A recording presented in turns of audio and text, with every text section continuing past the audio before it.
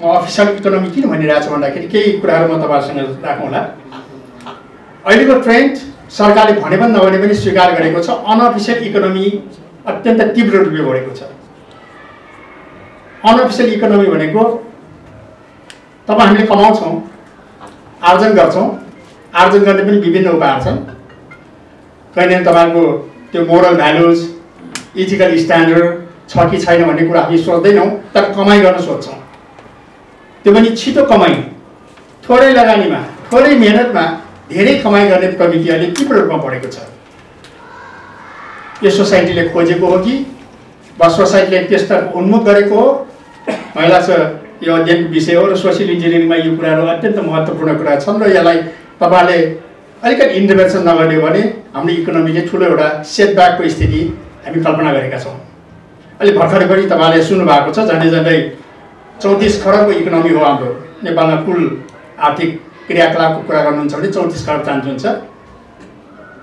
त more than 40% भनेको 14 खरब, त्योभन्दा बाहेकका 14 खरब चान्चुनका इकोनोमिक एक्टिभिटिजहरू हाम्रो अनअफिसियल एकाउन्ट हुन्। ती स्मग्लिङबाट कमाइएका, घुसखोरीबाट कमाइएका, जबरजस्ती चन्दा उठाएर कमाइएका, लुटिएका, अपहरण गरिएका, मानव बेचबिखन, लागु पदार्थ अनि ब्याङ्किङ फ्रड, यी सबै कुराहरूको मिक्स हो, जसले सरकारलाई कुनै ट्याक्स तिर्नु पर्दैन, जसले कुनै सोसियल रेस्पोन्सिबिलिटी ग्रहण गर्नु पर्दैन। त्यसैले यो कहानी लग्यो अवस्थालाई अहिले हामीले धेरैमै सचेत नगर्ने हो भने नेपाल सानो इकोनोमी हो, त्यसले ठुलो रूपमा ग्रो गर्न सक्ने अवस्था छैन। त्यसैले यो इन्टरप्रेनरसिपका कुराहरू गर्दाखेरि जुन आज तपाईँले सुरुवात गर्नुभएको छ, आउँदो यो 2-2.5 घन्टा कुरामा यो बारेमा निकै चर्चा परिचर्चा गर्नु त्यसकालले पनि आवश्यकता छ। त्यसैले कहीँ न कहीँ यो कम्पोनेन्टलाई तपाईँले जोड्नको लागि पनि मैले अनुरोध गरेको हुँ। दोस्रो कुरो, अत्यन्त हामी विचारणीय अवस्थामा छौँ। म तपाईँलाई यो निराशाजनक र फ्रस्ट्रेटकै कुराहरू किन गरिरहेका छौँ भन्दाखेरि अहिले एउटा नयाँ विश्वव्यापी रूपमा एउटा ट्रेन्ड सुरु भएको छ। तपाईँले धेरै विश्वका तपाईँले युवाहरू, तपाईँले मलाई लाग्छ धेरै डिजिटल र सोसियल एप्लिकेसनहरू चलाउनु भएको होला। फ्रस्ट्रेटेड ग्रुप भनेर धेरै ठाउँमा अहिले क्रिएसन भइरहेको छ, युरोपदेखि लिएर एसिया, अफ्रिका त कुरै नगर्नुहोस्। यो किन आइरहेको छ भन्दाखेरि समाजमा विभाजित हुने र त्यसले घृणा जन्माउने प्रवृत्तिहरूको तीव्र रूपमा विकास भइरहेको छ, जसलाई हामी हेट एटिच्युड भन्छौँ। यो घृणा जन्माउने विभिन्न तत्त्वहरू छन्, एलिमेन्टहरू छन्, चाहे त्यो धर्मको कुरा गर्नुहोस्, चाहे त्यो जातीयका कुरा गर्नुहोस्, चाहे त्यो धनी र गरिबको वर्गको कुरा गर्नुहोस्, वा महिला र पुरुषका कुरा गर्नुहोस्। यो घृणा जन्माउने प्रवृत्तिमा तीव्रतर बढोत्तरी भएको छ, जसले समाजलाई एउटा विखण्डित गर्न सक्ने अवस्थातर्फ हामी उन्मुख भइरहेका छौँ। र हाम्रो जस्तो गरिब पछौटेपन मुलुक जो आउँदो 2030सम्म पनि एउटा विकासशील देशबाट उन्नत हुनेतर्फ सपना साँचिरहेका छौँ, यस्ता मुलुकमा झन् यो तीव्र रूपले अगाडि बढेको छ। त्यसैले यदि साँच्चीकै अहिले तपाईँहरूको यो युथ फोर्स साँच्चीकै पर्सनालिटी कलको रूपमा अगाडि बढ्ने हो भने यस्ता तीव्र रूपमा जन्मित कुराहरूलाई कसरी ट्याकल गर्ने हो, कसरी यसलाई सामना गर्ने भन्ने कुरो मलाई लाग्छ यो गम्भीर विषय पनि हो। र तपाईँहरूले किन पनि बुझ्नुपर्छ भन्दाखेरि हामी त धेरै जसो औपचारिक शिक्षा ग्रहण गरेका मान्छेहरू हौँ, तर जीवनको सफलताको लागि औपचारिक शिक्षाभन्दा पनि अनौपचारिक शिक्षाले बढी हामीलाई लाभान्वित गरेको हुन्छ, जो उदाहरण एउटा यो वर्कसप पनि हो। फेरि यस्ता अनअफिसियल वर्कसपहरूले, डायलगहरूले, कम्युनिकेसनले युवाहरूको पर्सनालिटीलाई अगाडि बढाउनको लागि ठुलो मद्दत गर्दछ। तर निसन्देह रूपमा चाहिँ हामीमा त्यो कमी छ, हाम्रो सोसाइटीमा, हाम्रो जमातमा, हाम्रो एटिच्युडमा त्यो कमी छ। हामी त्यो जिज्ञासु हुँदैनौँ, हामी कम्युनिकेसन धेरै गर्दैनौँ। आफूले जानेका कुरा, थाहा पाएका कुरा आफ्नै साथीलाई भन्नको लागि हामी कन्फ्युजन गर्छौँ, दरिद्रता देखाउँछौँ। हामी नलेजलाई जबसम्म सेयर गर्न सक्दैन, नलेज ग्रो हुन सक्दैन।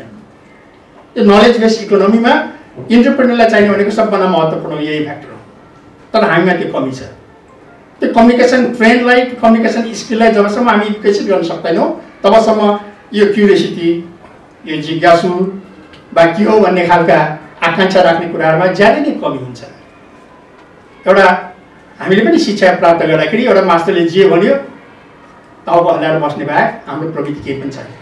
हामी प्रतिवाद गर्न सक्दैनौँ, हामी अन्यायको लागि सङ्घर्ष गर्न सक्दैनौँ, हामी गलत कुरा गरेको छ भने त्यसको प्रतिवाद गर्न सक्ने क्षमतामा हाम्रो ह्रास आइरहेको छ। त्यसैले यो तपाईँको पोटेन्सियललाई, तपाईँको क्यापेसिटीलाई वृद्धि गर्ने बेला यही हो। यो अनअफिसियली यस्ता डिस्कसनबाट, यस्ता वर्कसपबाट, यस्ता सोसियल इन्जिनियरबाट सिक्ने कुरा भनेको यही नै हो। त्यसैले यो 2-3 घन्टाको अवधिमा तपाईँहरूले यो दिशातर्फ अलिकति तपाईँहरूका भावनाहरू बढी मात्रामा तपाईँहरूले यस्तो माहौल तयार गर्नुहोस् कि यस्ती हाम्रा प्रशिक्षकहरू अलिकति आश्वास होस् न, तपाईँका जिज्ञासालाई मेट्नको लागि उसलाई अप्ठ्यारो परोस् न, तब न हो यसको सार्थकता भनेको। उहाँले भन्ने कुरो हस् हस् हस् भनेर जानुभन्दा किन पर्यो, उहाँले लिएको कम्प्लेट पढ्नु बस्नु भइहाल्यो। त्यसैले यो 2 घन्टा तपाईँहरूको लागि त्यो इनर्जेटिक गर्नको लागि तपाईँहरूलाई त्यो साहस होस् भन्ने म तपाईँलाई शुभकामना त दिन चाहिरहेको छु।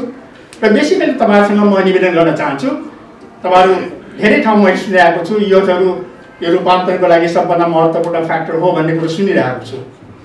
हो, निश्चित रूपमा। तर त्यो रूपान्तरण गर्ने प्रयासमा तपाईँहरूले त्यो इन्टिग्रेट एप्रोचलाई तपाईँले ग्रहण गर्न सक्नु भएको छ कि छैन? तपाईँले हरेक प्रोफेसनमा, जेसुकै प्रोफेसन तपाईँले लिनुहोस्, वर्क कल्चरलाई आत्मसात गर्नुहोस्, तर जुन प्रोफेसन लाग्नु भएको छ त्यसलाई इथिकली रूपमा साँच्चीकै तपाईँले बिहेभियर गर्न सक्नु भएको छ कि छैन? तपाईँले मेन्टेन गर्न सक्नु भएको छ कि छैन? मैले यो कहाँनिर किन भनिरहेको छु भन्दाखेरि हामी जुन घृणाको राजनीतिको कुरा गरेका छौँ नि, एकले अर्कालाई दोषारोपण गर्ने जुन कुरा गरिरहेका छौँ नि, आजको दिनमा पनि हामीले केही पर्यो भने के भन्छौँ, यी नेताहरू बदमास, यिनीहरूले गर्दाखेरि यस्तो भएको, यी कर्मचारीहरू होसियार भएर यो बिग्रेको हो, हाम्रो भन्ने सामान्य कुरा यही हो। तपाईँ ब्याङ्कको म्यानेजर यही हुनुहुन्छ, ब्याङ्कमा तपाईँले सहीसँग ऋण पाउनु भयो भने बदमास यिनीहरू कमिसन खोजेको होला भन्छौँ। अनि हाम्रो एटिच्युड त्यसै विकास भएको छ। तर तपाईँले के बिर्सनु भएको छ भने मैले के गरिरहेको छु भन्ने कुरो बिर्सनु भएको छ। म ठिक काम गरेको छु कि छैन भन्ने कुरोमा तपाईँले कहिले पनि आफूलाई आत्मलोचना गर्नुहुन्न। त्यसैले त्यो इथिकल भ्याल्युज भनेको हरेक तालमा, हरेक प्रोफेसनमा, हरेक व्यक्तिमा निहित हुन जरुरी छ। पोलिटिक्सका कुरा गर्नुहोस् वा बिजनेसका कुरा गर्नुहोस्, यो पाठ तपाईँले बिर्सनु भयो भने मलाई लाग्छ हामी रूपान्तरणको प्रयास हाम्रो अधुरो हुन्छ, अपुरो हुन्छ। त्यो दिशातर्फ पनि अबका यो जेनेरेसनले, खास गरी यो जेसिसमा लाग्नुभएका साथीहरूले यो मोरल, यो सिभिक सेन्स र यो इथिकल भ्याल्युजलाई जबसम्म तपाईँले आत्मसात गर्नुहुन्न, म ठिक ठाउँमा बसेर काम गर्न सक्छु भन्ने धारणाको विकास गर्न सक्नुहुन्न र व्यवहारमा देखाउनुहुन्न। तपाईँले अघि क्रिप पढ्नुभयो, हामीले पनि पढेका थियौँ। क्रिपको मनसा के? त्यसलाई आत्मसात गर्नु हो नि।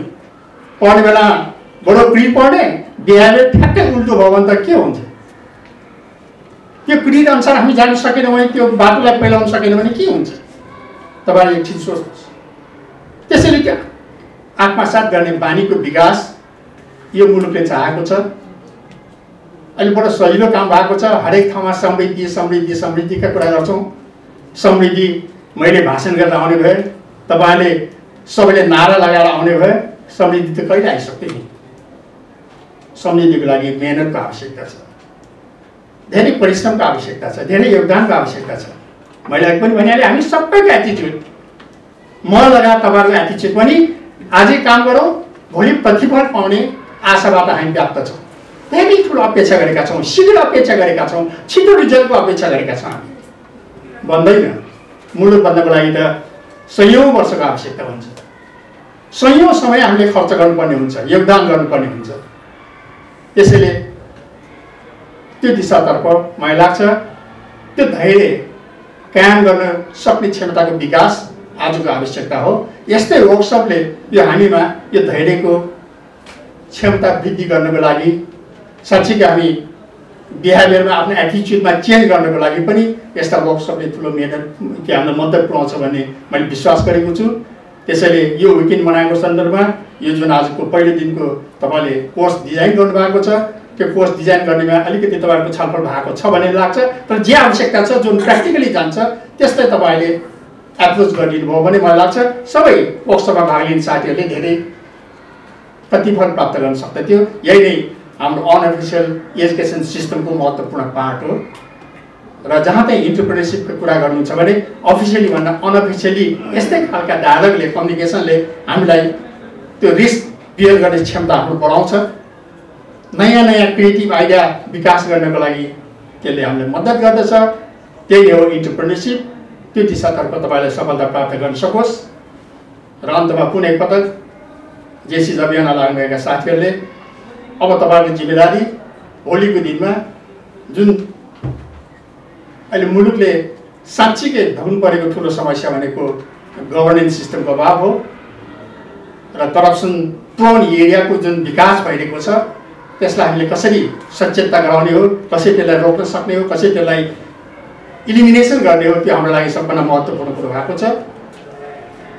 त्यो दिशातर्फ तपाईँहरूको ध्यानहरू केन्द्रित हुन सकोस्, तपाईँहरूको अलिकति जिम्मेदारी ध्यानहरू बढ्न सकोस् र हामी सबैले यो मुलुकको समृद्धिको लागि गर्न सक्ने योगदान त्यति नै हो।